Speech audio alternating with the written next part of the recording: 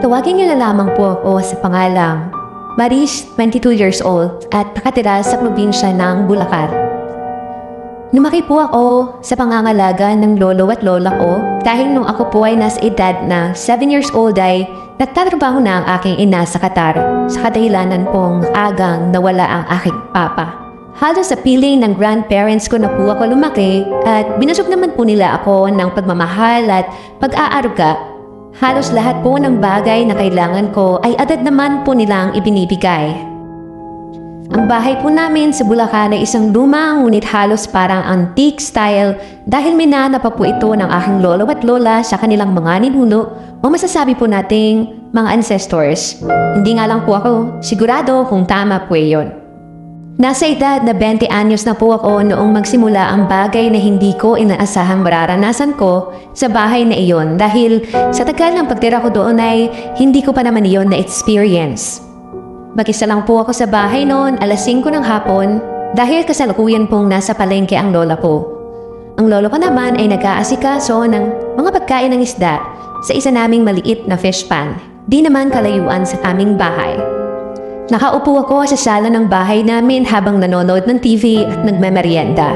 Nang biglang humangin sa likod ko dahilan para mapatingin ako sa likod at mapunta ang atensyon ko sa nakasaradong pinto.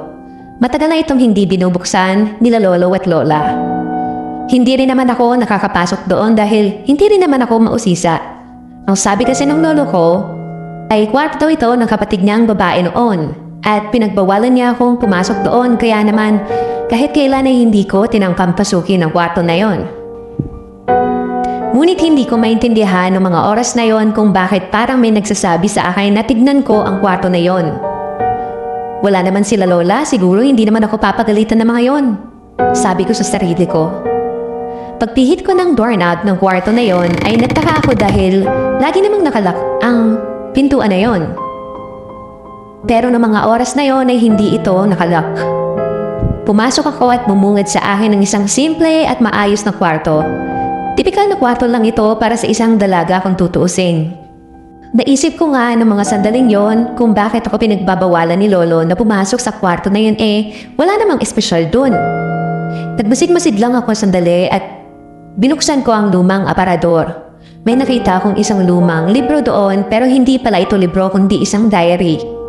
Pinasa ko po yun at wala namang kakaiba sa mga nakasulat doon.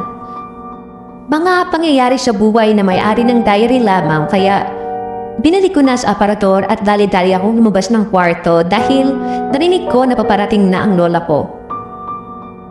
Ayos naman ang naging gabi namin noon at masaya naman kaming nagkwentuhan habang naghahaponan.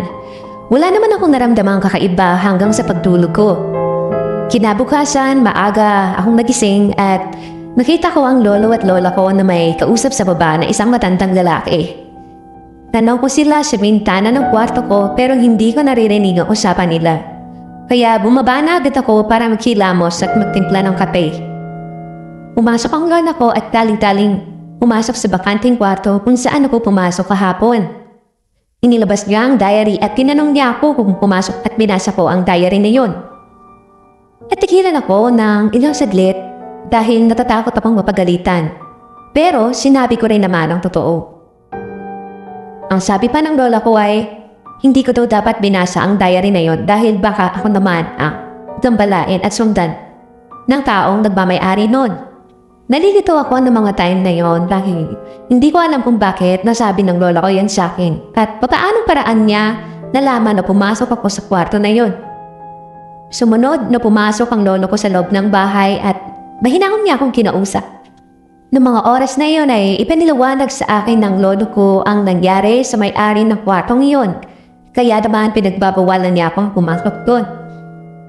Ang may-ari pala ng kwarto na iyon ay kapatid niyang babae. Mas matanda sa kanya. Palangiti at maganda raw ang ating niyang iyon. Pero aong bahay lang daw ito. At hindi madalas lumabas sa bahay. Namatay daw ito nang hindi nila alam ang totoong dahilan. Mula ng mga manggagamot ay kinuha raw ito nang hindi maipaliwanag na nilalang at katawan na lang ang itinira. Suka daw ito ng suka ng dugo at bago yun ay nakita daw itong nilapitan ng isang matandang babae at hinawakan sa tiyan. Sabi pa ng lolo ko ay nanakit daw ang tiyan ng kapatid niyang yun. Ilang oras bago sumuka ng dugo at agad bawian ng buhay. Walang maibigay na eksplanasyon ng doktor nung dinala nila ito sa ospital. Pakiramdam ko, it remains unsolved. At kaya pala ako pinagbabawalan na pumasok doon ay baka ako ang buluhin at paramdaman ito. Ang matanda pala nakausap nila noong umagang yon ay yung taong nakakita sa kapatid niyang babae na hinawakan ito sa tiyan ng isang matandang babae nung araw na mamatay ito. Sa kanya ito nagparamdam simula nung pumasok ako sa kwarto at basahin ko ang diary na yon. At kaya pala ganun na lang ang tanong sa akin ng lola ko. Ilang araw din akong hindi makatulog ng maayos nun. Unti-unti kong nararamdaman na parang laging may sumusunod sa yapak ko. At halos ilang araw din akong binagabag ng kwentong iyon ng lola ko. Naimtim na lang akong nananalangin bago ako matulog pero simula nun ay patindi ng patindi ang pagpaparamdam sa akin nang maituturing ko na ding lola ko na yon. Hindi naman po ito mapanakit ngunit talagang hindi ko maiwasan na matakot kapag mag-isa lang ako sa bahay. Kaya naman nung tumungtong ako ng college ay napagdesisyonan namin ng lola ko na mag-boarding na lang ako malapit sa school kung saan ako nag-aaral. Siyempre naman ay may approval pa rin ng aking mama. Simula noon ay hindi na ako nakaramdam ng kakaiba kahit na mag-isa na lang ako. Kahit weekends na nasa bahay ako ng lola ko ay hindi na rin ito muling nagparamdam sa akin. Isang bagay sa diary na yon na nabasa ko ang hindi ko makakalimutan. Ang sulat sa dulo ng pahina na mag-ingat ka palagi at huwag mong titigan ang pupuri sa iyo at hahawak sa tiyan mo. Bagay na yan ay hindi ko na sinabi sa lola ko ngunit nagsilbing babala sa akin. Masalamat naman po ako dahil hindi na po ako binabagabag ng bagay na ito. Iyon lamang po ang aking storya. Salamat po. Hindi lahat ng kwento ay may malinaw na wakas. Minsan, ang tunay na kasagutan ay nananatiling makatago. Maraming salamat sa pakikinig. At kung naramdaman mong may nakatingin sa'yo habang pinapakinggan mo ito, baka nga hindi ka nag-iisa.